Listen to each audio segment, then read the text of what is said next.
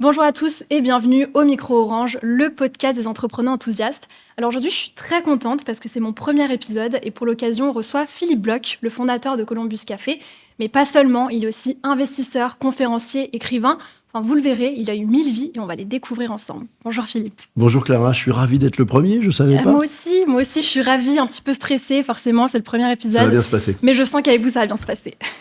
Alors dites-moi, première question, en quoi est-ce que vous êtes un entrepreneur enthousiaste ? Ah oui, on commence fort. Je crois qu'un entrepreneur ne peut pas être enthousiaste autrement qu'enthousiaste, simplement. Je ne suis pas spécial, je suis juste entrepreneur. On sait que la vie peut être difficile, elle est toujours passionnante. Et sans enthousiasme, on n'arrive à rien. Donc, je pense que c'est un bon titre de podcast, en tout cas. Oui, Les deux sont tellement liés que je n'ai rien de spécifique là-dessus. Mais des fois, c'est compliqué quand même d'être enthousiaste. Mais c'est compliqué tout le temps. On le verra plus tard, mais des fois, en tant qu'entrepreneur, c'est compliqué. Entreprendre, c'est compliqué tout le temps. Ouais, c'est excitant tout le temps. Et c'est plein de surprises, parfois mauvaises, mais très souvent bonnes. C'est justement ce qu'on va voir aujourd'hui. Bon, j'imagine qu'avant de devenir cette personne enthousiaste, optimiste, il y a quand même un petit bout de chemin qui a été parcouru. Ouais, ça fait quelques années, oui. Ouais. Est-ce qu'on pourrait revenir justement quelques années en arrière ? Vous venez d'un village alsacien. Ah, pas un village, une ville magnifique. Une ville magnifique. Vous savez pourquoi je dis village ? Parce que vous avez dit qu'il n'y avait rien à faire là-bas. J'aurais jamais dû dire ça. Et c'est resté dans ma tête, en fait. Non, j'aurais jamais dû dire ça. C'est une des plus belles villes de France, qui est visitée par des Chinois, qui s'appelle Colmar. Une espèce de ville médiévale incroyable, qui est une ville moyenne française. Mais j'y suis né dans les années 60. Et je vous assure qu'en Alsace ou en province, en Alsace comme d'ailleurs ailleurs, dans les années 60, on s'emmerdait facilement, en fait. Il n'y avait pas Internet, il n'y avait pas de technologie qui vous permettait de faire tout ce qui n'existait pas à l'époque dans la ville où vous habitiez. Et c'est vrai que j'ai une enfance très sympa, mais j'avais envie très vite de quitter Colmar un moment pour vivre des choses un peu différentes. Ouais, et aujourd'hui, je pense que les gens qui vivent en province dans des villes de cette nature vivent de manière très différente de ce qu'était mon enfance dans les années 60, en fait. Parce que vous aurez compris que je suis le plus vieux de la bande. Non, je ne sais pas pourquoi vous dites ça, d'ailleurs. Mais oui, j'ai l'impression que c'est vrai qu'on va en province une fois qu'on a quand même passé cette étape de la ville, quoi. On va en province pour se reposer... On y revient après, en fait. On y revient après, quand on a grandi, moi j'ai passé beaucoup de temps à New York et à Paris, et j'ai beaucoup voyagé, mais c'est vrai qu'à un moment, je retrouve en ce moment les charmes de la province. Ouais, vous vous rendez compte maintenant ? Je me suis un peu lassé des charmes de la vie parisienne, en revanche. Ouais. Non, en fait, je me suis pas du tout ennuyé à Colmar. J'étais un étudiant ou un étudiant tout à fait heureux, mais en fait, c'est vrai que je n'ai pas grand-chose de spécifique de cette période. Mais vous baignez dans quel environnement ? Alors, mon père est entrepreneur malgré lui. Ma mère m'a toujours dit ne deviens jamais entrepreneur, comme quoi il faut parfois écouter sa maman. Je vois déjà votre caractère. Non, c'est pas ça. En fait, c'est une période malheureusement de ces années-là où les entreprises familiales, en fait, mon grand-père, mon père, avaient une entreprise qui n'existe même plus, dont le business n'existe plus, puisqu'aujourd'hui le textile français n'existe plus.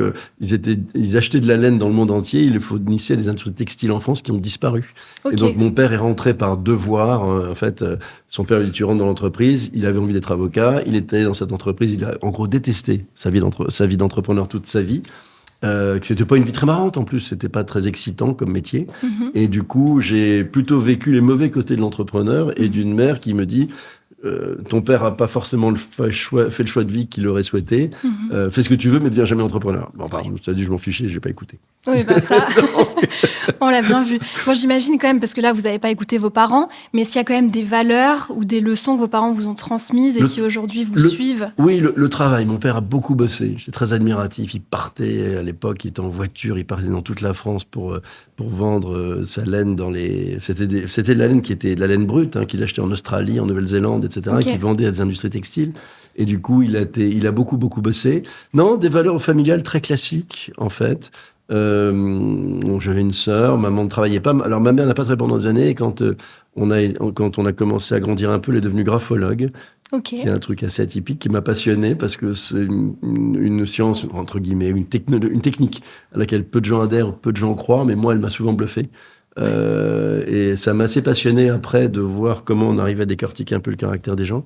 Et moi qui ai embauché beaucoup de monde dans ma vie d'entrepreneur, etc., j'ai appris avec elle pas mal de choses en fait là-dessus qui sont intéressantes sur la personnalité des gens, comment la déceler, qui est très important quand on est entrepreneur et qu'on veut s'entourer des meilleurs talents en fait. C'est sûr. Et justement, on va en parler après de comment vous vous êtes entouré pendant Columbus. Mais avant, je sais que vous avez fait l'ESSEC. Oui, j'ai fait une prépa à Strasbourg, à Kléber, lycée Kléber, l'ESSEC pendant 3 ans, qui était très bien pour moi parce que D'abord, j'étais nul en maths. Alors vraiment, quand tu dis nul en maths, c'est 1,5 sur 20. Enfin, oui, toi aussi. Donc, Moi aussi. 1,5 sur 20, donc un cauchemar absolu. Donc j'étais déjà exclu de l'ESCP. HEC, j'avais raté l'épreuve des horribles. Il y avait 2 profs qui terrorisaient tous ceux qui passaient l'examen en histoire-géographie. Donc j'avais assez zappé ce truc-là. Et en fait, l'ESSEC a une caractéristique sur le marché des business schools françaises, c'est qu'en fait, déjà à l'époque, l'entretien de personnalité était la clé de l'entrée ou de la non-entrée dans l'école. Maintenant, c'est plus du tout ça. Maintenant, c'est vraiment des concours hyper... Oui, mais il y a quand même un élément important, c'est cet entretien. Oui. Moi, j'ai fait passer les jurys de l'ESSEC pendant à peu près au moins 20 ans après, tous les ans. Et j'avais un seul filtre, c'est est-ce que cet étudiant ou étudiante deviendra un jour entrepreneur. J'ai éliminé tous les gens dont je m'étais dit ils vont devenir des banquiers, des as du marketing, parce qu'il y en avait déjà tellement que d'autres acceptaient. Mm-hmm. Donc je testais un peu les capacités intrapreneuriales ou entrepreneuriales et d'enthousiasme des clients, des étudiants de l'ESSEC.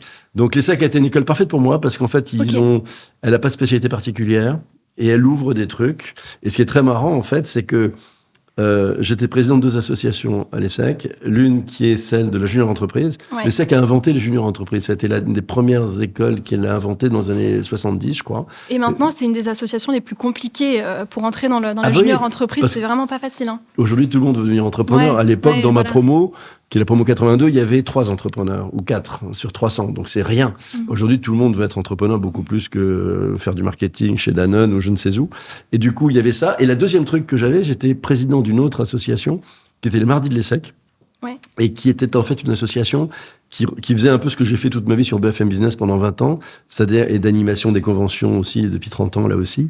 C'est en fait de recevoir des personnalités et de les interviewer, comme vous êtes en train, vous, de m'interviewer. Toi, on va se tutoyer, on a dit. On se tutoie.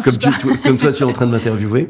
Et c'était passionnant aussi. Et quelque part, ce qui est drôle, c'est que toute ma vie, en fait, professionnelle, a été faite à la fois d'entrepreneuriat, dans l'ESSEC, et de communication, de conférences, d'animation, etc. Et un truc aussi marrant, c'est que je me suis rappelé, puisque tu me parles de mon enfance, je me souviens que j'avais un magnéto à cassette à l'époque et j'enregistrais des émissions de radio de musique comme animateur radio de type RFM ou de type énergie. En rêvant un jour de faire de la radio, en fait. Donc c'est quand même très marrant, tu vois. Oui, comme quoi, il y a quand même un truc. Il y a quand même quelque chose à prendre de votre jeunesse. C'est que quand même, vous saviez déjà un peu sur quoi vous vouliez vous lancer. Par contre. On ne se tutoie plus ? Si, pardon, excuse-moi. On se tutoie. C'est officiel, on se tutoie. On se tutoie. Mais donc, t'as jamais voulu être entrepreneur quand t'étais jeune, ça t'est jamais venu Non, en fait, je sais pas ce que je voulais faire. Et c'est ça qui est génial dans les études de type ESSEC ou d'autres, une école de commerce, c'est qu'en fait, tu n'as pas besoin de savoir ce que tu as envie de faire pour t'ouvrir l'esprit. Oui. Et en fait, moi, ça s'est passé à partir de la fin de l'ESSEC et de ce qui n'existe plus aujourd'hui, que beaucoup de gens qui vont nous écouter ne connaissent même pas, ce qu'on appelait la coopération. C'est-à-dire la coopération, c'était la capacité que... Tu sais qu'à l'époque, il y avait un service militaire en France qui était obligatoire. Oui. On pouvait faire ne pas le faire. Enfin, on pouvait pas ne pas le faire. On pouvait le faire si on était handicapé, mais sinon, il fallait le faire. C'était une obligation légale. Ou alors, on pouvait faire la coopération. Et ça, c'était en fait de remplacer cette période d'1 année de service militaire en 2 ans, en gros, de service au sein d'une ambassade, on va dire ça comme ça. Et j'ai eu la chance énorme de faire une coopération auprès des services commerciaux de l'ambassade de France à New York, où pendant 2 ans, ma mission était officiellement d'aider les entreprises françaises à pénétrer le marché américain, mais officieusement de changer ma vie, de beaucoup me marier à New York et d'apprendre ce qui a changé le cours de ma vie après sur plein de choses, parce que ça m'a tout d'un coup... Voilà, c'est là que ça commence. C'est là que ça commence. C'est là que tout commence. Avant de parler de ça, j'aimerais juste revenir sur l'ESSEC, parce que moi... Étape, alors non, pas du tout. C'est juste que moi, ça m'intéresse. Je suis étudiante en école de commerce, et c'est vrai que j'ai l'impression que ça me donne tout... Alors, l'école est très bien, mais j'ai l'impression que ça me donne tout sauf le bagage nécessaire pour devenir entrepreneuse ou pour affronter le monde du travail. Est-ce que tu penses que c'est une étape par laquelle il faut passer, ou est-ce que ça t'apporte vraiment quelque chose d'aller en école de commerce ? Non, il faut... Non, alors, on peut ne pas faire d'études, mais d'abord, on est jeune, on a le temps, donc on peut passer 2 à 3 ans, ou 4 ans, ou 5 ans à en faire, parce que ça c'est pas grave, au contraire. Ça permet quand même d'évoluer à un moment où on sait pas trop ce qu'on a envie de faire dans sa vie, de découvrir plein de domaines, c'est indispensable. C'est vrai que je ne sais pas ce qu'elles sont devenues honnêtement aujourd'hui avec le recul de ces écoles de commerce en termes d'apprentissage, quels sont les cours qui y sont dispensés. C'est un peu loin de moi, mais en même temps, je pense que c'est vrai qu'on n'apprend pas beaucoup à entreprendre Encore qu'il y a de plus en plus quand même d'incubateurs, il y a de plus en plus d'écoles qui accompagnent des entrepreneurs. Donc ça, c'est beaucoup, beaucoup plus que ça ne l'a jamais été. En revanche, nous préparer à la vie de l'entreprise, non, pas vraiment. Je crois pas qu'elle les ait jamais bien préparés.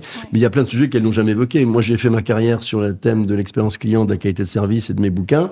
J'avais quasiment jamais entendu parler d'un client et de qualité de service ou de ce qui est devenu l'expérience client à l'ESSEC, à l'époque. Donc si tu veux, elle nous prépare à plein de choses, mais globalement, c'est pas très grave. Parce que à un moment, soit tu sais, quand tu rentres dans ce genre de choses, soit tu sais vraiment, tu as un truc, je veux devenir directeur financier, directeur marketing, etc. Ou plein de choses. Ou entrepreneur, ou n'importe quoi.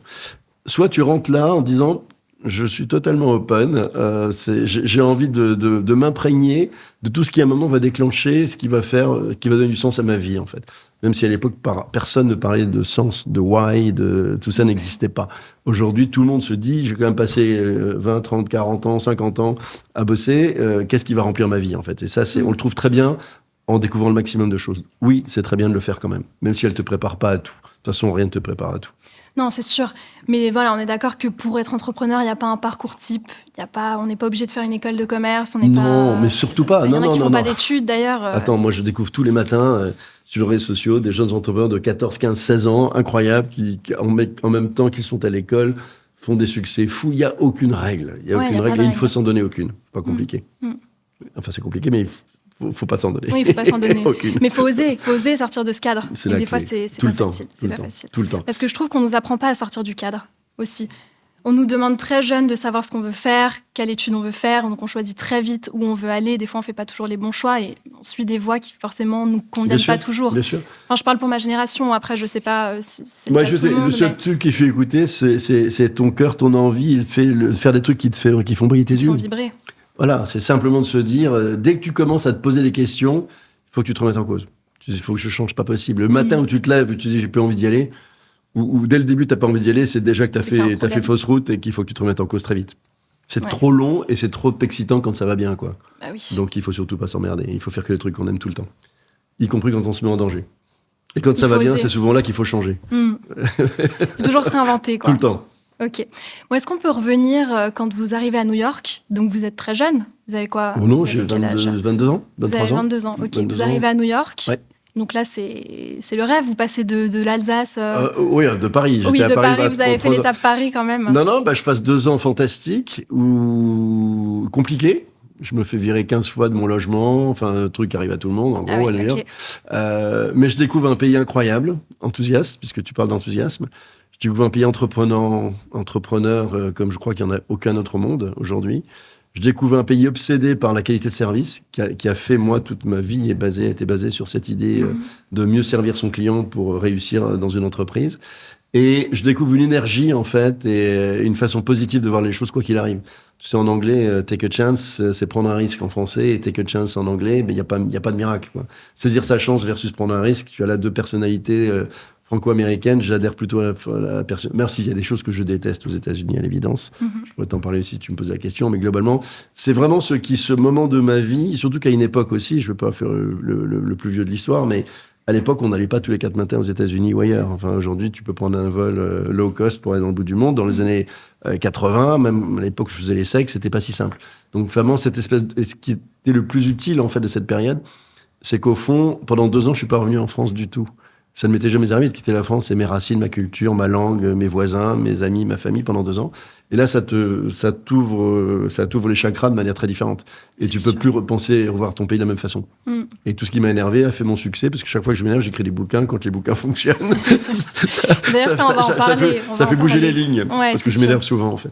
Et d'ailleurs, je sors un peu du cadre, mais qu'est-ce que vous aimez bien aux États-Unis que vous aimeriez pas tutoyer, hein. Ah, pardon, je suis désolée. Alors, on va se vous voyez. Non, on va se tutoyer, c'est à moi de prendre sur moi, on va se tutoyer. C'est parce que je suis vieux, c'est pour ça. Non, pas du tout. Dis-moi. Non, mais qu'est-ce que tu aimes aux États-Unis que tu aimerais qu'il soit plus en France, ou à l'inverse, qu'est-ce que tu détestes aux États-Unis? Ce que je déteste, c'est très simple. C'est d'abord... L'actualité récente, je ne vais pas faire de politique.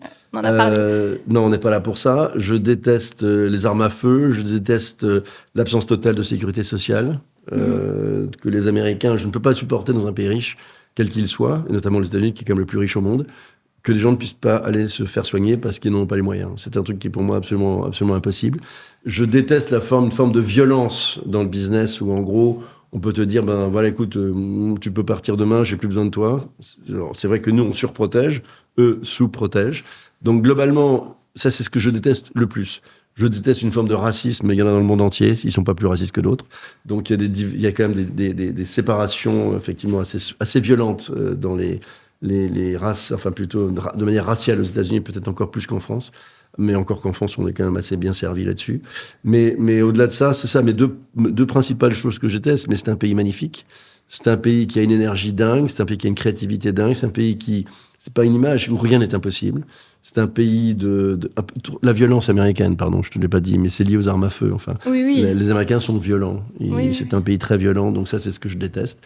Mais globalement, j'aime leur énergie, leur courage, parce qu'ils ont du courage, leur enthousiasme, leur façon de voir la vie, leur esprit entrepreneurial et leur capitalisme un peu décomplexé. J'aime pas quand il va trop loin, mais le fait qu'on puisse parler d'entrepreneuriat avec tout le monde, que ce ne soit pas indécent de gagner de l'argent, qu'on respecte la réussite de quelqu'un qui a bossé, alors qu'en France, on la jalouse. C'est des choses que j'aime bien. C'est-à-dire que ouais, je suis d'accord avec vous. On s'y sent mieux quand on entreprend aux États-Unis parce qu'on n'est pas jugé et que tout le monde a envie de se dépasser. En fait, moi, je me souviens quand il y a eu le 11 septembre, j'y suis allé 15 jours après et que j'ai vu des gens qui avaient perdu tout parce qu'ils étaient dans les tours ou pas loin des tours, etc., qui n'avaient plus de job, leur boîte avait fermé. Il y a une espèce de capacité à se réinventer, à se remettre en cause, à repartir au turbin qui était phénoménale.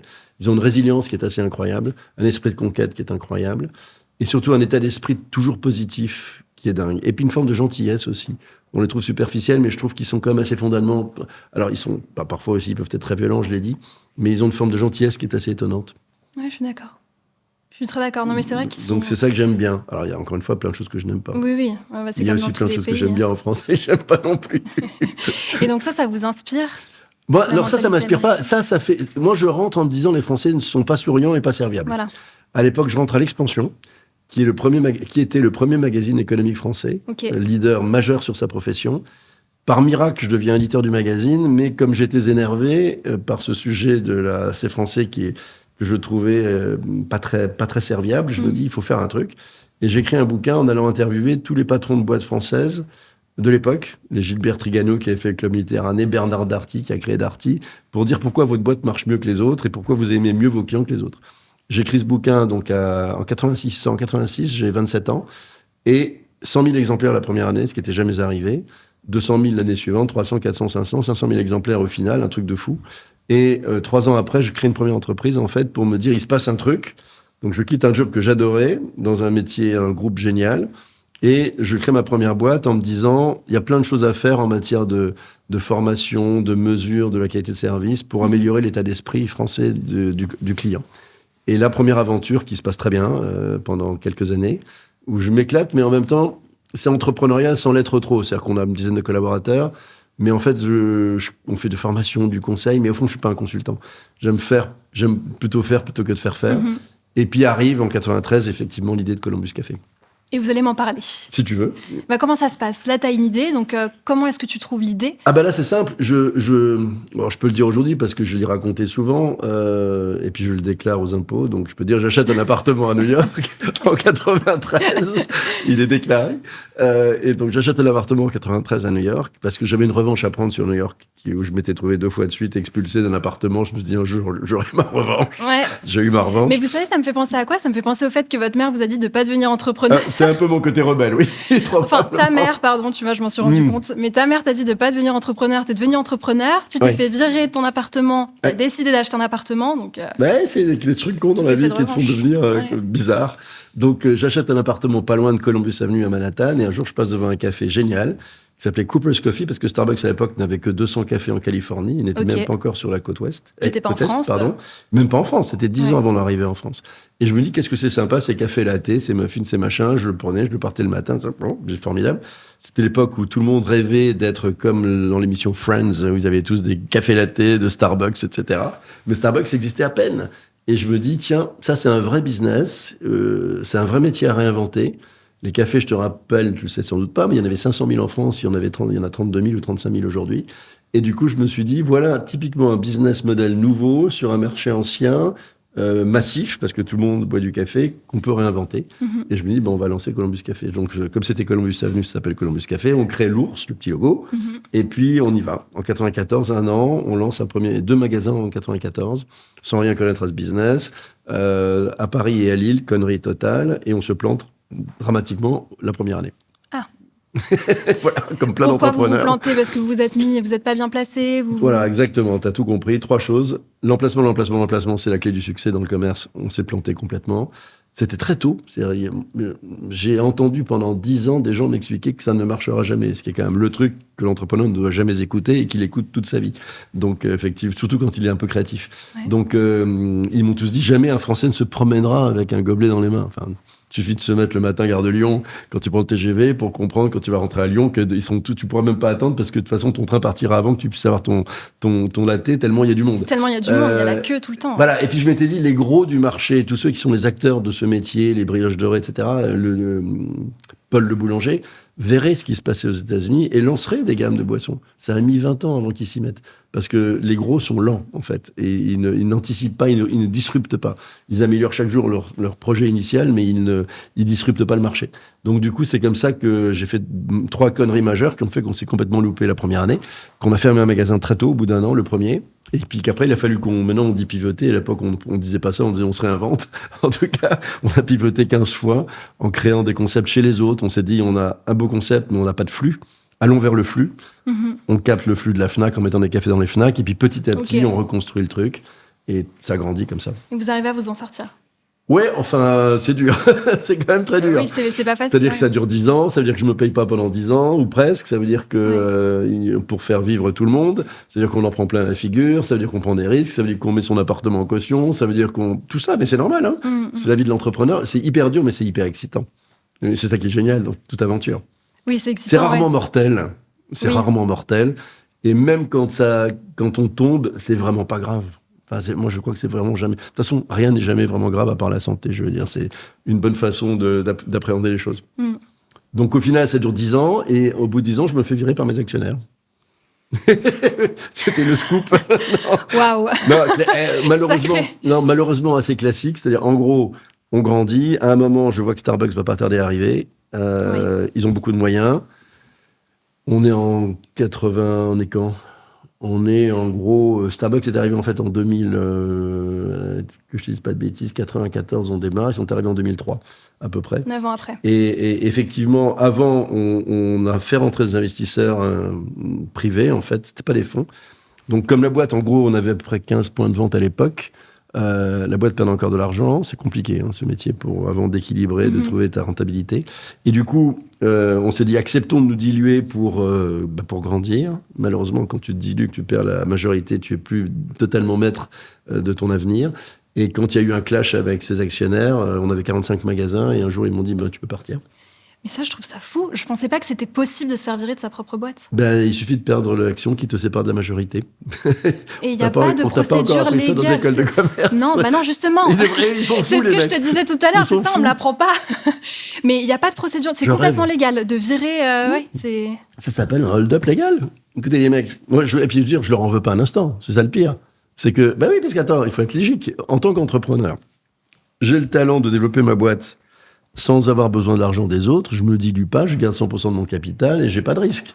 J'avais besoin de cet argent parce que j'ai pas su, à cause de mes erreurs initiales, si on n'a pas eu ces espèces de démarrages ratés qui ont fait qu'on a en gros bouffé tout le capital qu'on voulait mettre dans la boîte au début, il a fallu rattraper le tir en bossant 100 fois plus, en trouvant d'autres façons un peu plus créatives. Parce que il y a un truc qui est génial, c'est quand on n'a plus d'argent, l'imagination reprend le pouvoir. Donc en fait, t'as 1000 façons de trouver de nouvelles idées pour trouver la façon de compenser tes faiblesses. Et du coup, effectivement, on a trouvé plein de façons de compenser nos faiblesses, sauf que j'ai pas moi trouvé la façon de compenser mon absence de capital que de les faire rentrer. À partir du moment où ils ont le pouvoir, ils n'ont pas, c'est même pas négociable. C'est monsieur, je n'aime plus ta gueule, tu t'en vas. C'est un hold-up légal qu'il faut accepter. Donc je ne leur en veux pas un instant. Et tu l'as accepté? En 15 jours. En 15 jours. Après 10 ans. Eh ben dis donc. Personne n'y croit, ça. C'est une question qui m'a souvent été posée. Non, mais oui, c'est fou. Mais après, je pense que c'est une question de caractère aussi. Écoute, je vais te dire. Il y a 2 façons. Il y a une phrase de Charles Pépin, qui est un philosophe, qui dit la meilleure façon d'accepter, la meilleure façon de rater son échec, c'est de l'attribuer aux autres. C'est tellement vrai. C'est-à-dire, j'aurais très bien pu dire, c'est tous des nuls, c'est dégueulasse. Non, t'as pas été bon, mon gars. T'as été obligé d'avoir de l'argent d'autres, t'as pas su te passer de leur financement. Point final. Et je veux te dire, ou bien tu tombes dans la haine, la méchanceté, la rancœur, tu deviens alcoolique, méchant, infréquentable, etc. Ou bien tu acceptes et tu te dis, la prochaine aventure est plutôt la belle, la plus belle. Je peux pas tomber plus bas, donc autant... Oui, encore, j'ai pas considéré être tombé, en fait. Parce que c'est pareil. J'ai souvent raconté cette histoire. J'ai reçu, après m'être fait virer, un coup de fil d'un magazine qui s'appelait Le Courrier des cadres, qui est un magazine pour les RH. Et elle me dit, voilà, je vous appelle parce qu'on fait bientôt une couverture sur le thème de l'échec, on aimerait vous mettre en couverture. Waouh. Tout le monde se marre quand je dis ça, mais tous mes potes me disent, fais pas ça, tu vas être le roi de la loose, etc.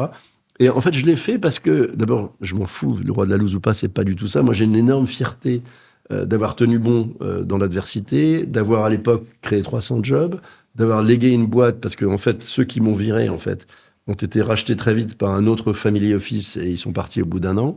Et aujourd'hui, l'entreprise est magnifique. Elle a 300 points de vente. Elle fait vivre 3000 personnes. J'étais il y a quelques semaines, en fait, à la convention des 30 ans de Columbus qui s'est passée, en fait, à Palma de Majorque.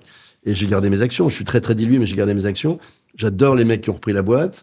Et je suis très, très fier de ce qui s'est passé, d'avoir tenu bon, je n'ai honte de rien. Enfin, pourquoi n'aurais-je pas fait cette couverture d'un entrepreneur qui a tenté, qui s'est ramassé à la fin sur une raison non pas technique, mais simplement effectivement capitaliste. Mais c'est la règle du jeu. Donc franchement, je peux en vouloir à personne. Et c'est très très bien parce qu'au bout d'une semaine, 15 jours, tu n'y penses plus, tu passes à autre chose. Donc ça va beaucoup mieux très vite. Et je te dis, j'aurais pu nier complètement le truc et de l'assumer comme je suis en train de tenter de le faire avec toi aujourd'hui, me paraît beaucoup plus sain en fait. Bah bien Parce sûr. que la boîte est sûr, ça fait ta force. La boîte est belle. La boîte est belle. J'ai vu une état d'esprit génial l'autre jour dans la convention. Rien n'est plus beau. Et puis moi, j'ai eu 25 000 occasions de me réinventer après, donc c'est génial. Ça, on l'a vu. Non, Ça, on l'a bien vu. C'est juste formidable. Ouais, non, c'est clair. Il n'y a pas mort d'homme, jamais. Il n'y a jamais mort d'homme, mis à part la santé, et ça, on va en parler C'est d'ailleurs tout à C'est l'heure. le seul truc, oui. Est-ce qu'on peut juste repasser un peu en arrière et que tu m'expliques vraiment les tout débuts de Columbus Café? Donc, tu as cette idée de monter un coffee shop en France. Quelles sont les étapes, en fait? Comment est-ce que tu mets ça en œuvre? Comment tu trouves ton financement? Comment tu t'entoures? On avait de l'argent, c'était facile. On avait gagné plein d'argent avec le business précédent sur la qualité service. La bonne décision, c'est de prendre la bonne agence pour créer une belle identité visuelle et un logo qui était très puissant, qui était cet ours. C'est assez marrant parce que quand j'avais le choix entre plein de propositions de logos de l'agence, et il y avait de tout, des tasses de café dans tous les sens, une femme qui porte un soleil avec une graine de café, machin, etc. Et puis, il y avait cet ours. Et je me disais, cet ours, c'est formidable. Et je sentais que c'était ça qu'il fallait faire. Et je le sentais bien parce que je me disais, le nounours, c'est sympa, l'ours, c'est puissant, etc. J'aime bien. Puis ça n'a rien à voir avec le café. Et puis, ça a un rapport avec l'Amérique du Nord, parce que c'est que Starbucks a réinventé un concept italien, etc. Et puis, tout ça était vrai et m'allait bien. En gros, le nounours, un jour, il y aura Starbucks, donc le nounours, faut pas le faire chier non plus. Donc, c'est bien de se montrer sa puissance. Il y a un côté un peu tendre et un côté Exactement, quand même... ça m'allait très bien. Embêté. Et puis, les gars de l'agence, qui était l'agence Dragon Rouge à l'époque, puisque ça, c'était un événement majeur de la création de l'identité graphique, me disent, tout ça, c'est très bien, c'est des bonnes raisons pour lesquelles on aime bien aussi, nous, cette idée, mais on a vu un peu les logos américains des coffee shops américains, c'est 25 tasses de café, et puis une sirène, qui est en fait Starbucks, qui est en fait la sirène qui est le front du bateau d'une je sais pas quoi. Et il me dit, le jour où tu auras des concurrents sur ton business, tu auras 50 tasses de café, et puis il y aura un ours. Ils ont vachement bien fait.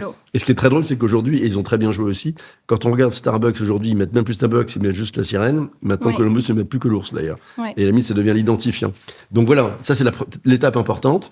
Miracle, je tombe sur un Américain, ex-Starbucks à Paris, génial, qui a envie de rester à Paris, et je l'embauche, parce qu'il savait faire des cafés latte et des cappuccinos. Et puis à partir de là, on y va, on prend un magasin, je me fais avoir par un propriétaire de centre commercial qui me dit, on a 2 trucs géniaux à vous proposer. Moi, je me dis, génial, c'est pas cher, on y va. Simplement, c'était des endroits nouveaux, récents, mais quand c'est pas cher, j'aurais dû me méfier, c'est que ça ne vaut rien. Donc, en gros... C'est qui tout double. Exactement. Pardon. Donc, je me prends 2 points de vente d'un coup, ce qui était cette erreur d'en faire 2 d'un coup parce qu'on ne savait rien faire. On met 1 an à peu près à créer tout ça, à trouver des fournisseurs, à faire des recettes, etc. Et puis on ouvre. C'est aussi simple que ça. Ok. Mais enfin, c'est très compliqué en même temps. Oui, c'est compliqué, mais là, quand vous me le dites, ça m'a l'air plutôt simple. Ouais, On dirait ça, qu'il n'y a pas beaucoup d'étapes. mais tu sais, ça, moi, je connais beaucoup d'entrepreneurs. J'ai fait assez 700 émissions sur BFM Business à en interviewer depuis 2004. En fait, ça va faire 20 ans sur BFM Business en janvier, là. Et c'est marrant parce que j'ai toujours été fasciné par la capacité des entrepreneurs à faire 1000 choses à la fois en donnant l'impression que c'est facile. C'est juste qu'ils bossent beaucoup. Enfin, je veux dire, c'est pas facile, mais juste ils bossent 10 fois plus que les autres, en fait. Et donc, effectivement, ça a l'air simple, mais c'est compliqué. Mais on bosse beaucoup. Et vous, justement, est-ce que vous faites plusieurs choses à la fois? Est-ce que vous passez par l'étape barista ou est-ce que vous êtes vraiment juste... À ce moment-là, je dois être honnête et dire que j'ai jamais été un très bon barista et que j'ai assez peu travaillé derrière le comptoir. Non pas que j'en avais pas l'envie, mais on était seuls avec je vais pas dire, ça se dit pas avec notre bite et notre couteau, c'est un peu vulgaire, mais on n'avait pas un rond, on n'avait pas d'équipe, il fallait tout faire. Ouais. On était sur tous les fronts. C'est-à-dire qu'il fallait à la fois créer, convaincre, financer, ouvrir. En plus, parallèlement à ça, j'ai encore l'activité aussi de conseil en qualité de service, etc. Donc, sur tous les fronts, je trouvais que c'était déraisonnable de passer beaucoup de temps à faire des cappuccinos. Et j'étais beaucoup sur les points de vente. Ça, c'est absolument indispensable. La présence sur le terrain dans n'importe quel métier est fondamentale en termes de management. Mais non, j'ai pas été très barista. Bon, bah, vous avez évité mais ça. Je fais du très bon café latte, du très bon cappuccino. Chez vous? Ouais, chez moi, pour les potes. Et puis, oui, donc là, à l'époque, vous arrivez, c'est un concept qui n'est pas connu. Pas du tout. C'est un concept qui n'est pas du tout connu. Personne se doute qu'on peut se balader avec un café. Moi, perso, je fais partie de ces personnes qui adorent dépenser 8 € dans des cafés lattés. Je vous aime déjà. Non, mais franchement, moi, je trouve ça génial. Mais bon, après, je comprends, c'est pas le cas de tout le monde. Ouais. Donc, comment est-ce que vous arrivez à convaincre les gens de venir prendre un café chez vous? En fait, on n'a pas eu beaucoup besoin de convaincre. Je reviens sur Friends, sur cette série américaine qui avait beaucoup influencé la France. Donc, en France, vous avez... Non, c'était pas compliqué, les gens adoraient. On faisait des muffins frais sur place qui n'étaient jamais arrivés, etc. C'est la première fois qu'on faisait ça dans les magasins. Donc au contraire, c'est que chaque fois, quand on a petit à petit notre savoir-faire s'améliorait, on avait des meilleurs produits, on avait un meilleur savoir-faire, etc. C'était pas très compliqué. Ce qui était compliqué, c'était de trouver en fait la bonne mécanique pour être rentable. Parce que ce sont des business qui, à l'époque, en fait, peuvent être facilement identifiés pour certains moments de la journée. Tu sais, le problématique dans un métier comme ça, c'est d'être ouvert le plus longtemps possible. Enfin, plutôt d'avoir du business tout au long de la journée. Sur des métiers qui, le café était plutôt assimilé du matin, donc il fallait à l'évidence ajouter une offre de déjeuner, sinon tu perdais toute ton offre de déjeuner, et c'est juste pour vendre l'espresso du gars qui a pris son déjeuner ou son sandwich à côté, c'est pas assez rentable. Donc c'était compliqué de trouver en fait la bonne gamme de produits qui allait du matin au soir, et puis de gagner de l'argent.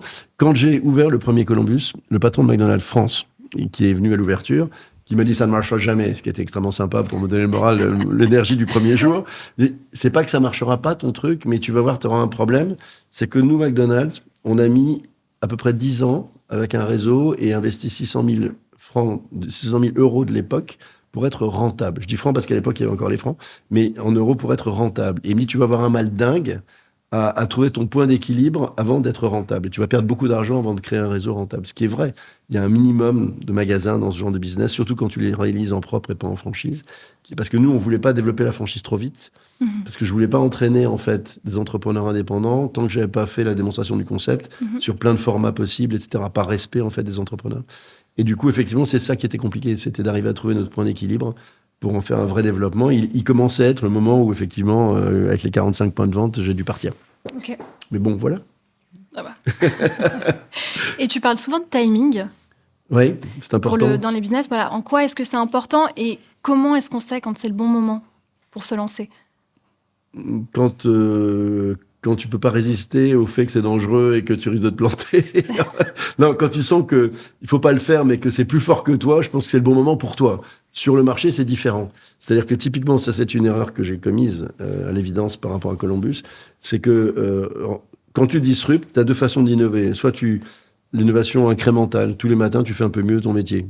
Tu écoutes tes clients, tu dis bon, c'est pas mal, mais on peut faire ça mieux, etc. Et puis l'innovation disruptive. L'iPhone, Columbus Café à emporter, c'est disruptif. Mais quand tu disruptes, ben malheureusement, trop tôt, c'est trop tôt, et trop tard, c'est trop tard. C'est-à-dire quand le marché n'est pas totalement prêt à se convaincre que tu peux t'emporter ton café et pas uniquement venir le prendre sur place, quand tu peux attendre longtemps et ne plus avoir les moyens d'avoir raison, et tu peux laisser l'autoroute que tu as construite à des gros qui te laissent un peu mourir tranquillement, convaincre le marché pour reprendre le marché derrière toi. Donc c'est très compliqué. Et il y a des moments, si tu pars trop tard, c'est que si d'autres ont l'idée avant toi, malheureusement, tu loupes ta chance. Il y a toujours, je sais pas s'ils t'apprennent ça dans les écoles de commerce, mais il faut qu'ils le rappellent quand même, qu'il y a toujours une règle, il y a toujours une prime au premier attaquant, en fait. Le first mover advantage en anglais. C'est-à-dire que lorsque tu es le premier à disrupter un marché, tu vois, Blablacar, c'est le premier à inventer le covoiturage, c'est le leader mondial du covoiturage. Je peux t'en citer plein comme ça. Columbus, en France, d'ailleurs, c'est intéressant parce qu'aujourd'hui, la chaîne est quasiment première en France versus Starbucks. Alors qu'on voit Starbucks un peu partout aussi, mais des magasins plus grands, plus chers, moins rentables que Starbucks aujourd'hui, beaucoup moins présents en province. Ils sont dans quelques grandes villes, mais beaucoup moins. Donc aujourd'hui, on peut dire que Columbus Café, c'est la première chaîne de coffee shop en France. Et c'était ma volonté dès le début. Je m'étais dit, on sera la première chaîne française de coffee. À l'époque, j'ai tendance de dire espresso bar. D'ailleurs, on a eu ce débat l'autre jour avec la convention de Columbus, parce qu'à l'époque, le coffee shop, je sais pas si tu connais un peu l'histoire du coffee shop, mais aux États-Unis, un coffee shop, c'est pas vraiment ça.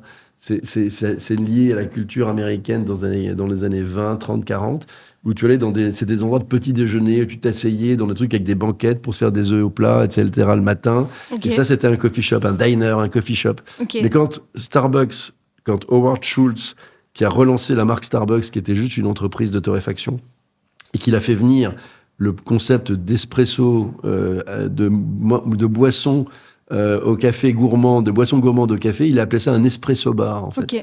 Et donc, c'est pour ça qu'au début, c'était Columbus Espresso Bar, d'ailleurs. Et le coffee shop, la notion de coffee shop, elle a été plutôt développée, en gros, depuis 20 ans en France. Mais au début, c'était des espresso bars. J'ai encore le vieux réflexe de dire espresso bar. et alors, ce qui est marrant aussi, c'est que Columbus vient de changer sa signature en disant coffee shop français. Justement, ils ont rajouté le français. Oui, absolument. Il y a toute une campagne en ce moment d'ailleurs de pub qui est assez rigolote et compliquée parce que ils critiquent un peu l'espèce de manie des gens de dire un mot anglais sur deux, etc. en disant, enfin, c'est une espèce de gimmick, plus que du franglais, un peu très très start-up et compagnie, mais rigolo, mais c'est vrai que parfois ça devient un peu ridicule. L'usage qu'on fait des mots anglais, alors que moi j'adore cette langue et j'adore la culture anglo-saxonne. Mais donc c'est assez marrant. Il se positionne maintenant comme justement la marque française des coffee shops. Ok, comme le premier. Ouais, voilà. Mais ce que c'est effectivement dans les faits aujourd'hui en termes d'implantation. Ouais.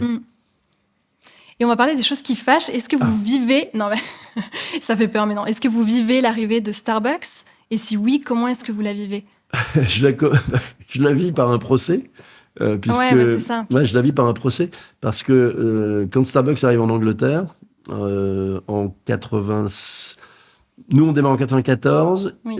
Ils arrivent en Angleterre à peu près 2 ans après, en rachetant une chaîne anglaise qui avait développé son concept un peu avant nous en Angleterre, Seattle Coffee Company.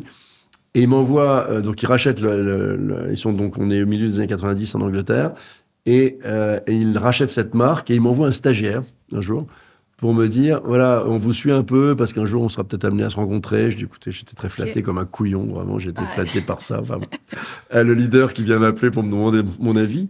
Et je le reçois très aimablement, je lui ouvre tout, je lui montre tout. Puis à la fin, il me dit, by the way, je voulais vous dire, on vous fait un procès. C'est sympathique. Mais couteau dans le dos. Oui, un couteau dans le dos total en partant la première fois. Et ils me disent, voilà, vous nous avez volé une marque qui s'appelle Frappuccino. On a été propriétaire de la marque Frappuccino dans toute l'Europe. Et que j'avais développé, dès la création de Columbus, déposé cette marque de cappuccino frappé, Frappuccino. Sauf que cette marque était majeure pour leur stratégie, puisque c'est aussi, tu sais, une boisson qui est distribuée en GMS, etc., en grande surface. Ils étaient hystériques parce qu'ils n'avaient pas accès à cette marque en Europe. Et donc, ils m'ont fait un procès comme quoi je les avais volés, ce qui n'était pas le cas. Et ça a duré à peu près 1 an, où ils m'ont pourri la vie, où ils m'ont fait suivre à New York par des détectives privés pour savoir comment je faisais, etc. Ça a été une année d'horreur, en gros, de défendre. Alors, j'aurais pu lâcher, parce qu'à l'époque, on était dans une merde mais absolument indescriptible. On n'avait pas un rond. Mais ça m'amusait de me battre. Et puis, plus ils s'énervaient, plus ça m'énervait de leur montrer qu'ils allaient perdre. Ben, ils ont perdu. Ah, ils ont perdu. Bonne nouvelle. Non, ils ont gagné leur marque, mais elle leur a coûté très cher. Oui. Parce qu'en fait, je l'ai fini par leur revendre la marque. Et ce que je pourrais dire, M. Schultz, s'il est à l'écran, c'est qu'il a sauvé la boîte, ce couillon, en m'attaquant. Ben oui, parce qu'en fait, en vendant la marque, qui n'était pas majeure pour nous à l'époque, stratégiquement, c'est-à-dire que ça ne changeait rien à notre business de ne pas l'avoir. Par contre, d'avoir le chèque de Starbucks à ce moment-là, ça a changé l'avenir de la boîte, qui serait sans doute peut-être plus là s'ils ne nous avaient pas attaqués. Donc, il ne faut jamais attaquer ses concurrents et être méchant avec eux. Il y a du bon dans tout, quoi. Voilà, exactement. Il y a du bon dans tout. Il ne faut jamais être trop méchant avec eux. Il faut être dur, mais pas méchant. Ouais. Ils ont été un peu méchants. Non, franchement, ils n'ont pas été cool. Hein. Pas cool, Ils ont vraiment pas cool, été pas cool. très fair, non, pas très fair. Mm. Bon, on n'est jamais Pas fair fair entre, play, quoi. on n'est jamais fair entre businessmen, mais Bon, pas très fair là. On peut l'être. on peut l'être, hein. C'est On peut mieux de complètement l'être. Et c'est mieux de l'être, Non, ouais, non, vous c'est avez mieux de raison. l'être. Ouais, c'est sûr. Donc vous faites un livre sur l'histoire de Columbus Café, Ah oui, oui, oui. les échecs. Est-ce que vous pouvez m'en parler pour ceux qui l'ont pas lu? Ah oui, on le trouve difficilement. Bienheureux les fêlés, Ouais. qui était extrait d'une citation de Michel Audiard, qui disait Bienheureux les fêlés car ils laissent passer la lumière. C'était un titre un peu con, mais pour dire qu'effectivement, on est un peu dingue d'entreprendre. C'est les 10 années de Columbus, ouais, que j'ai écrit, qui est sorti en 2003, et qui a créé un nombre de boîtes fabuleux. C'est-à-dire, c'est le livre qui raconte tous les emmerdes du monde qu'un entrepreneur peut se taper au quotidien, et qui donne encore envie d'entreprendre. Donc c'est plutôt sympa. Et je dis souvent, la chance que j'ai, c'est que mon épouse, qui est new-yorkaise américaine et qui ne parle pas toujours très très bien français, ne l'a jamais lu. Vous parlez anglais avec elle? Tout le temps. Que On parle anglais. qu'anglais depuis Ok. toujours. Et elle parlote en français, mais elle a un peu de mal quand même. Elle n'a jamais lu aucun bouquin de moi, donc c'est bien, comme ça je peux écrire ce que je veux. Et du coup, Non, je te dis ça volontairement parce que ce qui est marrant, c'est que je crois sincèrement que si elle l'avait eu, elle aurait été horrifiée. Parce que ça, c'est aussi peut-être on est au cœur de ton sujet de l'entrepreneur enthousiaste. C'est que je crois qu'elle s'est à peine doutée de tout ce qui me tombait sur la tête tous les matins au bureau, en fait. C'est-à-dire, j'ai une espèce de capacité incroyable, que je pense être la vraie qualité des entrepreneurs, à importer des emmerdements et exporter de l'enthousiasme. C'est-à-dire, je n'ai pris que des coups dans la gueule, et je suis chaque fois reparti en donnant l'envie aux autres de nous accompagner pour aller l'étape plus loin, en facilitant leur vie, ce qui compliquait la mienne, etc. Donc, je crois que ça, c'est vraiment le vrai mindset et le vrai mental de l'entrepreneur, il est fait de ça. Parce qu'on est dans l'adversité tout le temps, mais on est les seuls, en fait, à l'affronter. Souvent, on est vraiment tout seul, en fait. Et je tire une certaine fierté qu'elle n'ait jamais souffert de ces 10 années abominablement compliquées, en fait. Et je pense qu'elle n'a jamais pris la mesure du désastre. Je lui cachais tout ce qu'il fallait, tout ce qu'on pouvait cacher. C'est vrai? Et, ouais, mais c'est très bien comme ça. À quoi ça sert d'aller s'épancher quand, de toute façon, tu vas inquiéter davantage qu'autre chose? Je l'adore, hein, elle aurait très bien pu tenir le coup. Mais comme j'avais la capacité à pas l'emmerder avec ça, je l'ai fait tout seul et c'était très bien. Voilà, donc le bouquin, il a fait ça. Mais il est génial, ce bouquin. Il faut le lire, absolument. Ouais, non, il y mais a oui, tout. oui. C'est le Mais bouquin qui donne envie d'entreprendre dans l'adversité. Donc, non, mais le faire. paradoxe, c'est que vous parlez de vos échecs et il y en a quand même à côté qui ont quand même entrepris grâce à ce livre. Mais des milliers. Moi, j'ai même, tu parlais d'investissement, je suis pas vraiment investisseur, mais j'ai fait comme business angel sur quelques opérations marrantes, etc. Notamment 2 qui sont venus par des gens qui m'ont dit, j'ai adoré ton bouquin, tiens, voilà mon projet, est-ce que ça te tente? Comme j'aimais bien le modèle, le business, la personne, surtout, parce que c'est surtout ça, c'est le critère numéro 1.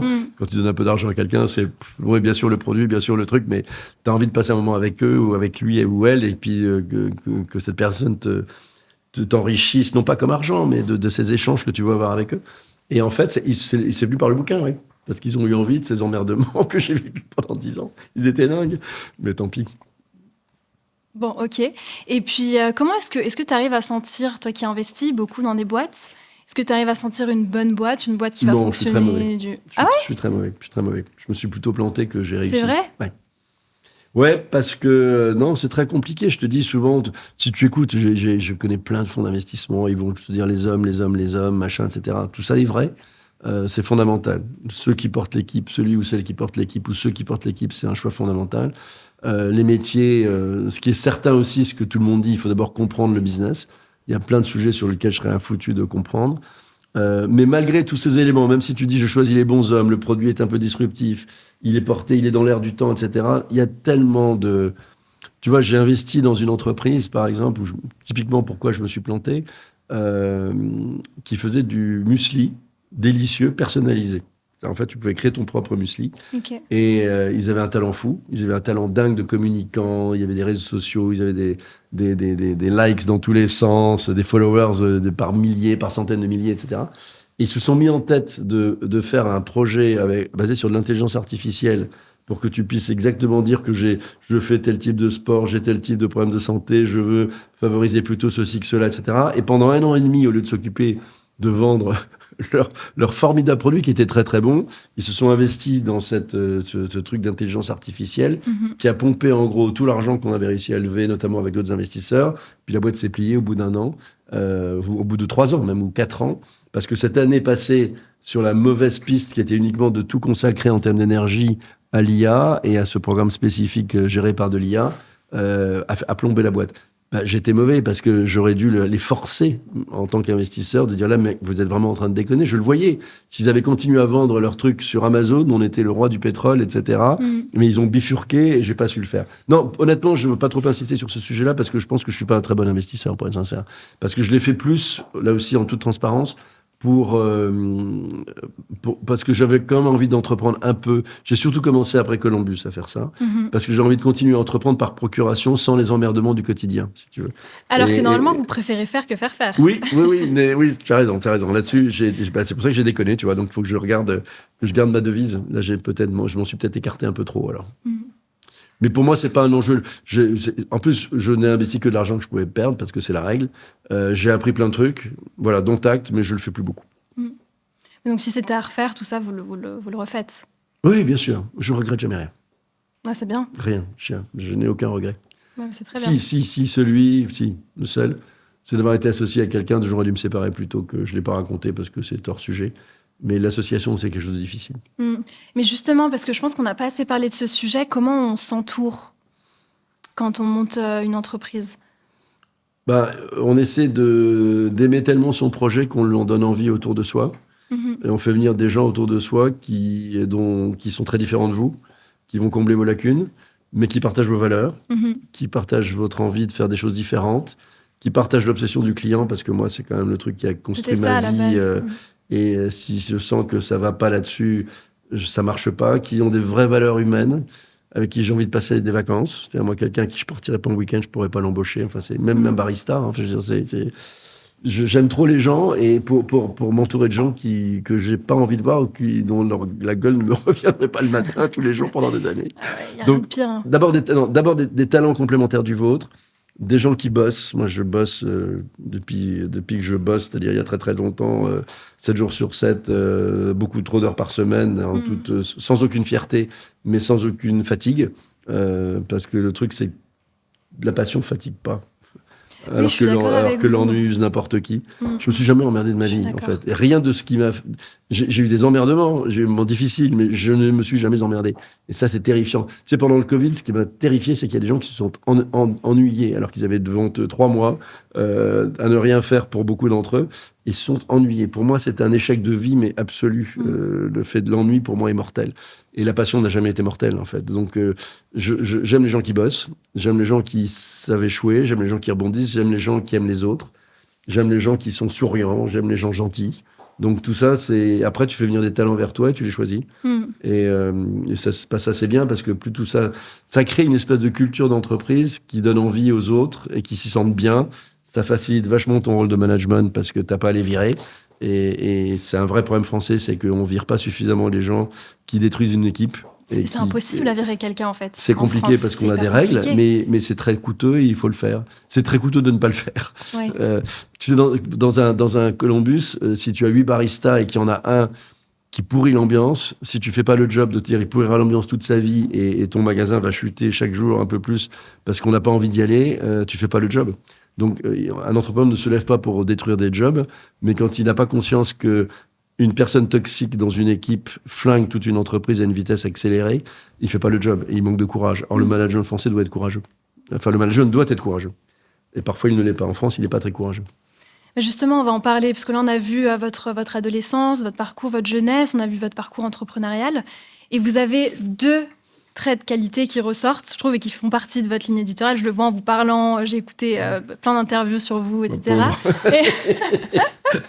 Mais comment est-ce que vous cultivez cet enthousiasme et cet optimisme? Je le cultive pas. C'est naturel, donc c'est dans votre caractère. Ah, je crois, oui. Donc c'est vrai que j'ai écrit des bouquins là-dessus. Bon, donc j'y crois. J'ai écrit un bouquin qui s'appelle « Me dites plus jamais bon courage » parce que je supporte pas cette expression débile. Tout va mal, je vais bien, qui est un autre bouquin. J'ai écrit un bouquin pendant le Covid qui s'appelait « Ce sera mieux après, sauf si on est trop con ». Donc j'ai plutôt des titres un peu con-con, mais qui sont des bouquins plutôt positifs. Non, moi ça c'est un état d'esprit. Enfin c'est tout quoi. J'ai jamais réfléchi à ça. Je suis peut-être né comme ça. Je sais pas. J'en saurai jamais ça parce qu'aujourd'hui je le sais. À l'époque je sais pas parce que j'ai pas eu d'étape de ma vie. Si tu veux, j'ai pas vraiment eu de... Les moments difficiles de ma vie, ils sont plutôt maintenant avec mes parents qui vont très mal, avec mon père qui est décédé, les parents âgés qui ont des maladies Parkinson, Alzheimer. Je vis une période de 10 dernières années très, très compliquée. C'est les années les plus difficiles, presque encore plus difficiles, d'ailleurs, voir la fin de vie de mes parents. et d'une douleur absolument incroyable, d'accompagnement de cette douleur. Mais j'ai jamais, enfin, j'ai de la chance. Même avec Columbus, je m'estime jamais avoir eu d'emmerdement. Enfin, tu vois, Columbus, il y a des moments où je dormais pas, mais franchement, je garde aucune trace. Et à chaque moment, ça ne m'a jamais. Enfin, je devrais même pas dire que je dormais pas, parce qu'en fait, c'est même pas vrai, en fait. Il y a peu de choses qui m'ont empêché de dormir, même pendant ces années-là. Donc, en fait, j'ai beaucoup de chance. Et donc, j'ai pas eu l'occasion de me confronter à des drames absolus. Parce que tout ce que j'ai répété à plusieurs reprises ici, c'est qu'il n'y a jamais mort d'homme dans le business, en fait. Donc, c'est pas un exploit du tout. Je crois que c'est juste ma nature. La vie est belle, quoi. Enfin, faut le rappeler tous les matins. Pas de nostalgie inutile, pas de c'était mieux avant, pas de ça ne marchera jamais, pas de le problème c'est que. Enfin, toutes les phrases de mon bouquin ne me dites plus jamais bon courage. Oui, les phrases qu'il faut pas dire. C'était jamais arrêter de dire ça. Ne jamais dire petit. Je supporte plus cette expression. Ce petit machin, le petit café, la petite cigarette, la petite vidéo, la petite réunion en petit comité, le petit restaurant avec le petit plat aux petits oignons, avec un petit chef, le petit podcast. Non, grand podcast. Penser grand, ça c'est un truc que m'a appris l'Amérique. Jamais l'Américain ne dit petit. Enfin, je veux dire, ça me frappe quand même chaque fois. Moi, je vais aux États-Unis quasiment tous les 2 mois, etc. Mais c'est fascinant de voir à quel point il y a une espèce d'ambition démesurée tout le temps, quoi. Le mot petit n'existe pas dans la tête des gens. Et le vrai problème, c'est que plus je n'ai jamais pu le démontrer scientifiquement. J'ai la conviction absolue que quelqu'un qui dit petit tout le temps se limite forcément. Parce que dans sa tête, il réfléchit petit et la vie est compliquée. Donc, si t'as pas un grand rêve qui te dit facile parce que après l'adversité, ça devient vachement sympa, donc j'y vais quand même. Et puis, de toute façon, il y a un mur, mais il y a pas de brouillard. Il y a un mur, mais il y a pas de brouillard. Donc, il y a un brouillard, mais il y a pas de mur en face plutôt. Donc, j'y vais. Donc, ça s'apprend pas. Je crois que ça se développe. Et l'adversité qui te démontre que tu as eu raison d'être optimiste te renforce dans ce truc-là. Mais c'est tout ce que je peux dire là-dessus, j'en sais rien, au fond, j'en sais rien. C'est une mauvaise réponse, parce que je sais pas pourquoi je suis optimiste tout le temps. Non, mais moi, ça m'intéresse de savoir si ça vient de vous, si c'est votre caractère, si vous êtes né comme ça, ou si c'est justement les échecs par lesquels vous êtes passé qui vous ont fait qu'aujourd'hui, vous êtes quelqu'un d'optimiste et enthousiaste. Je sais pas, tu vois, mon père était quelqu'un qui était plutôt pessimiste. Maman était ni l'un ni l'autre, mais donc c'est pas familial. Non, je crois que c'est moi, je suis comme ça, c'est très bien. Non, mais c'est bien. Mais en même temps, je sais que c'est contagieux. C'est que quelqu'un de contagieux, quelqu'un de souriant, quelqu'un de contagieux, quelqu'un qui aime les autres, ben, ça rend le monde un peu meilleur, quoi. On dit souvent que le positif attire le positif. Mais évidemment. C'est la raison pour laquelle j'ai écrit ce bouquin. C'est que le langage développe de la contagion émotionnelle. Et cette contagion émotionnelle, c'est que lorsque tu parles négatif, tu sais, je déteste Facebook, qui est un truc, parce que, enfin, je l'utilise parce que je suis un peu obligé, comme tout le monde, sur les réseaux sociaux pour le boulot, mais j'aime pas cette entreprise parce qu'elle n'a pas d'éthique. Elle manque souvent d'éthique. Et ils ont fait un truc assez peu éthique, mais intéressant quand même. Il y a quelques années, avec je sais pas comment, avec des algorithmes, je sais pas comment ils ont fait ça, modifié une partie des propos qu'on tient sur Facebook. Ils ont pris des centaines de milliers d'utilisateurs dans le monde, en modifiant légèrement la tonalité de nos propos, pour renforcer le côté négatif ou positif du propos. Okay. Je te prends un exemple que je sais pas si c'est exactement ça, mais je pars en week-end devient je me réjouis de partir en week-end.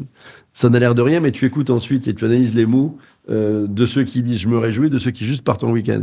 Bah, les commentaires suivants auront plus de mots positifs dans les commentaires de ce post, qui font que le suivant sera plus positif, et petit à petit, il y a un effet d'entraînement positif du langage, du point de départ. Bah, ça, c'est dans la vie, si tu veux. Et c'est pour ça que le langage est émotionnel et de la contagion émotionnelle. Donc, faites attention à votre langage. Et la raison pour laquelle aujourd'hui, quand tu dis bon courage à quelqu'un qui sort de la boulangerie ou qui sort du magasin Orange où il vient d'acheter un téléphone, tu lui plombes le moral, alors que déjà, il est plombé en rentrant le moral parce qu'il se dit qu'il sait pas comment payer son appart en fin de mois, etc. Donc, l'avenir appartient aux entreprises joyeuses, positives et qui parlent de manière plus positive que les autres. Donc ça n'a l'air de rien, mais c'est vachement important. Franchement, c'est rare. Et puis je pense que c'est aussi depuis le Covid, on est très pessimiste. Ah ben attends, c'est insupportable. On est très pessimiste. En plus, on est quand même les champions de la déprime. Les Français sont les plus déprimés au monde. Ouais. Mais on est les plus gros consommateurs d'antidépresseurs. Enfin, c'est un désastre absolu. Génial. Pourtant, on est dans un pays quand même. Tout va bien. On n'a rien à craindre, quoi. Enfin, et puis on est quand même, c'est un putain de beau pays quand même. Ouais. Enfin, c'est fou. Mais en fait, je me rends compte qu'on se rend compte qu'il faut être optimiste, que rien n'est grave dans la vie, que quand on passe par des périodes difficiles. Et on passe par cette période difficile, on se rend compte des choses, et une fois qu'on a passé cette période, on oublie complètement, en fait. Et on reprend nos habitudes. De toute façon, on oublie toujours les moments difficiles. On oublie, oui. Et c'est tant mieux. Donc, il faut se dire que mais rien n'est grave, je te répète, rien n'est jamais grave. C'est bien de me le dire. C'est juste un mindset, tout ça. Ouais. Et on peut se le faire, c'est son propre mindset. Absolument. fait. Absolument. Mais on peut aussi rencontrer des gens qui l'ont. Ouais. Ça aide. Et qui t'inspirent. Oui, bien sûr. Et puis, il y a quand même une limite à ça. Donc, vous dites que la limite, ça reste la santé quand même. Parce que je pense à ceux qui nous écoutent et qui se disent, bon, bah, moi, j'ai une... Ce mec est un extraterrestre. Ouais, il voilà, a jamais c'est de plus problème. facile à dire qu'à faire. Le bonheur, c'est une décision qu'on prend le matin. Enfin, des fois, peut-être qu'il y en a. Il y en a qui vont se dire, non, mais c'est pas plus facile à dire qu'à faire. Non, enfin, la santé, hormis la santé, qui est le seul truc qu'on maîtrise pas. Tout le reste, on maîtrise. Je te prends juste un exemple qui n'a pas grand-chose à voir, mais pourtant, ça a quelque chose à voir.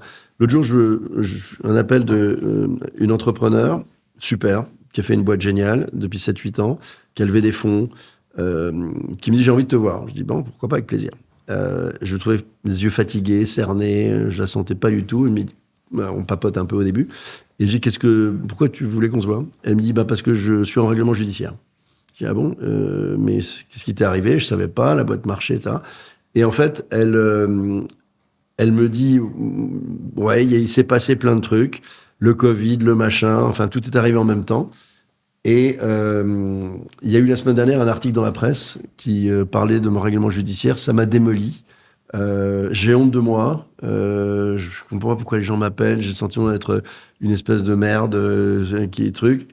C'est hallucinant la façon dont le mental à un moment pivote quand tu as une difficulté de cette nature. Et je me suis efforcé de lui dire qu'elle était exactement à l'inverse de ce qu'il fallait qu'elle fasse. C'est-à-dire de dire, n'aie jamais honte de ce que tu as fait. Elle était en phase de, j'ai même plus envie d'essayer d'accompagner quelqu'un pour faire que la boîte s'en sorte, etc. Parce que j'ai perdu tout mon énergie, parce que j'ai perdu la fierté de ce que j'ai accompli. Terrible. C'est absolument terrible, parce que c'est tout sauf ce qu'il faut faire. C'est comme si moi, je m'étais allé, je te dis, quand le jour où je suis arrivé, je me souviens toute ma vie, le jour où je suis dans un rendez-vous de conseil d'administration de clôture des comptes de l'année 2004, où mon ancien associé, sans me regarder dans les yeux, demande ma révocation aux autres actionnaires et qui me dit, c'est pas la peine que tu retournes au bureau, on a changé les clés. Là, tu te dis qu'il se passe un truc fou. J'ai pris mon scooter, je suis rentré à la maison avant de me garer. Je lui dis, comment je dis ça à mon épouse? Les 10 années qu'elle vient de vivre. Ça, vous avez décidé de lui dire, du coup? J'étais un peu obligé. Comme vous y allez au courant. Mais je vais terminer ce que j'étais en train de dire. C'est qu'il y avait deux options. Il y a un film avec Patrick Timsit, que j'ai pas vu depuis des années, où en gros, le mec perd son job. Et il arrive, il tue toute sa famille parce qu'il a honte de ce qui vient de lui arriver. Alors je me dis, bon, je peux tuer la famille, éventuellement, c'est une solution. Option 1. Option 1. Ou bien je dis, mais putain, mais j'ai fait un truc de fou pendant ces 10 années. On a là 250 personnes qui aiment cette boîte, qu'on a fait vivre malgré tout dans l'adversité. J'ai rien à me reprocher. C'est absolument incroyable ce qu'on a vécu. On verra bien pour la suite. Good luck à eux et puis on verra bien. C'était le seul moyen de vivre ce truc-là. Et de la même façon, je dis, mais il faut que tu fasses la même chose dans ton histoire-là. T'as accompli un truc de dingue, n'aie jamais honte de toi, au contraire, sois fier de ce parcours, etc. Et tout ça, c'est du mindset en permanence. Et c'est pour ça qu'il faut...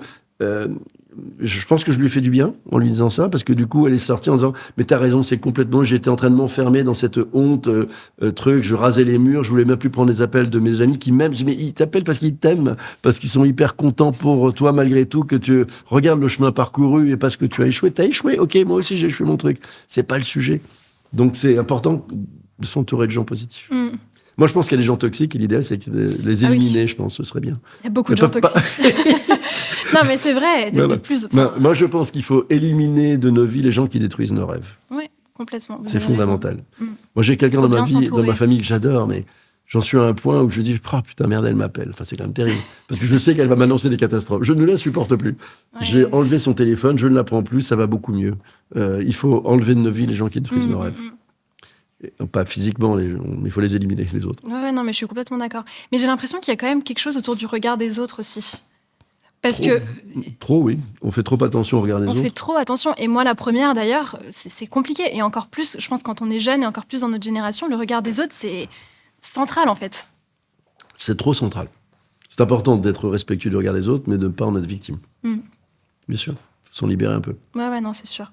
Bon, je sais pas quelle heure il est. Ah ben, on l'a peut-être passé. Ils sont peut-être déjà tous endormis. Le temps tourne, je me rends pas compte. Ils sont peut-être déjà tous partis. Alors, avant de terminer ce podcast, on va faire un petit jeu. Oula, t'as dit petit. Non, pardon, on va faire un grand jeu.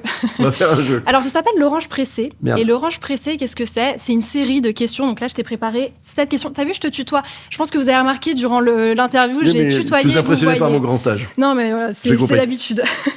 Donc, je t'ai préparé 7 petites questions. 7 questions. Voilà. Tu me fais la promesse que ce podcast va marcher. En tout cas, j'espère que je ne l'ai pas flingué. Que tu ne diras plus jamais petit dans ce podcast. Je le dirai plus. Ok, promis. Ça marche. Sinon, je ne viens plus. Tu vas avoir le choix entre 2 options. Ok. Voilà, tu peux développer tes idées si tu as envie de les développer, ou si tu es pressé, tu peux aussi ne pas les développer. Alors, Paris ou New York ? New York. C'est vrai ? Mais oui. Ça se développe même pas. C'est évident. C'est sûrement très sûr de lui. Non, okay. C'est l'histoire de ma vie. Ça fait 40 ans que j'y suis tout le temps. C'est une ville qui me fait du bien. C'est une ville dans laquelle ils ont les mêmes contraintes de grande ville que Paris. Je trouve qu'ils les gèrent mieux que Paris en termes de tout ce qu'il faut faire pour améliorer la mobilité, etc. Et puis Paris est une ville sublissime que je trouve en train de devenir une ville musée. New York est une ville pleine d'énergie, de créativité, donc sans aucun problème New York. Ok.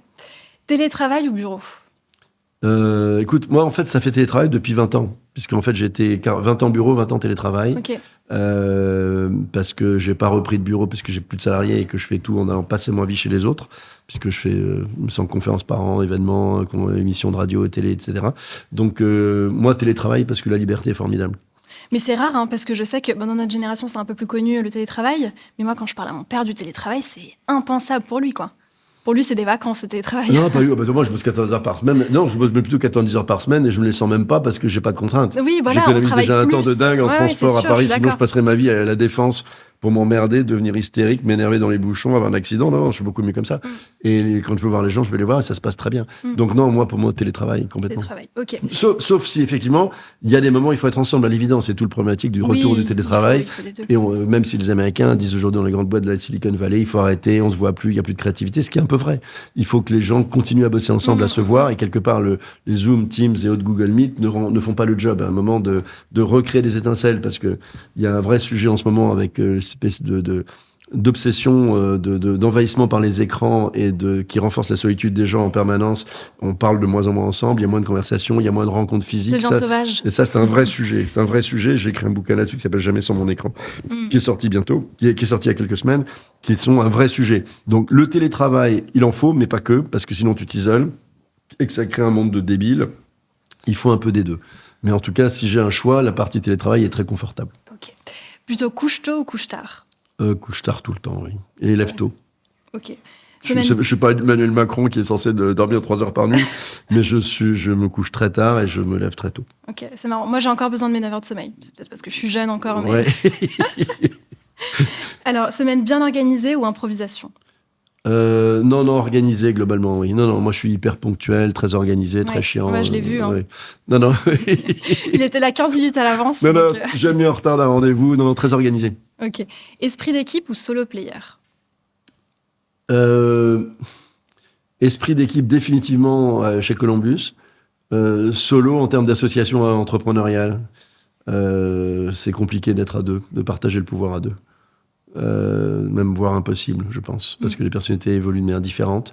Donc très très très solo dans les décisions, mais très très équipe pour état d'esprit, pour donner l'envie aux gens d'abattre des montagnes, quoi. Et je crois que je le faisais pas trop mal, ça. Oui, bah oui. Ouais, non, mais j'adorais ça, c'était ce que j'adorais faire. Donner envie aux gens de venir faire ce job difficile, mal payé, parce que t'es mal payé quand t'es barista, et qu'en plus il faut qu'ils aient envie de le faire bien à tes côtés, de grandir à tes côtés dans la boîte, de leur dire que la boîte c'est pas que barista, c'est que demain ils pourront avoir... Ouais, ça c'est un grand bonheur. Ah non, je suis complètement d'accord. Plutôt optimiste ou réaliste ? C'est pas incompatible. Oui, c'est vrai. C'est pas incompatible. Mais entre les deux, l'optimisme. Optimisme. Ouais, on l'a bien vu. Je sais pas. Ça se voit. Alors, management bienveillant ou management exigeant ? Les deux. Il faut savoir serrer les vis. Moi, je suis d'une extrême bienveillance, mais je suis d'une exigence absolue. Absolue, en termes de tout. De tout. On peut échouer tant qu'on veut. On peut faire ce qu'on veut. On ne ment pas, on ne trahit pas, on ne fait pas n'importe quoi en douce. On essaye des trucs et on le dit, j'ai planté, ben, t'as aucun problème, au contraire, merci d'avoir essayé. Non, les deux, transparence, bienveillance et exigence en permanence, elles sont absolument pas incompatibles. Tu vois des deux. Mais je demande jamais aux gens comment ils vont. Parce que c'est pas la peine, ça sert à rien, les gens n'écoutent pas la réponse. En revanche, je me préoccupe, je vois tout le monde. Je sais, j'ai même pas besoin de savoir que le gars va pas bien. Et je vais le voir parce que je sais bien qu'il va pas bien. Et donc, je vais m'en occuper. J'adore les gens, donc c'est un vrai sujet. Et donc, à partir de là, tu peux être extrêmement exigeant quand tu as cette espèce de bienveillance permanente, naturelle, et spontanée, et qui sonne pas faux, en fait. Ouais. Donc ça, c'est un bon mix entre les deux. Okay, L'équilibre est pas toujours simple, mais c'est important. Ok. Bon, bah, merci. C'était facile tes questions. Ah ouais, c'était facile, c'était rapide. C'était histoire de conclure. Bah, c'est très bien, c'est très bien. Mais, On a semblé que c'était un peu long, je suis très bavard. Non, mais c'est pour vous, surtout. C'est pour vous, le temps passe vite. Un plaisir. Mais non, franchement, vraiment, merci beaucoup. J'espère C'était le premier épisode. J'espère qu'il y aura un deuxième avec mes conneries, pas pour moi, pas avec moi, mais que non, mais c'est j'ai pas plombé moi. le concept. Non, si ça fonctionne pas, c'est à cause de moi. Ce sera à cause de moi. Non, pas du tout. Mais vraiment, c'était génial. Et puis, j'ai appris beaucoup de choses. Et j'espère que vous aussi, vous en avez appris, parce que c'est le but du podcast. Merci Clara. Philippe, merci à bientôt. beaucoup. Et bonne chance au podcast. Merci. Voilà.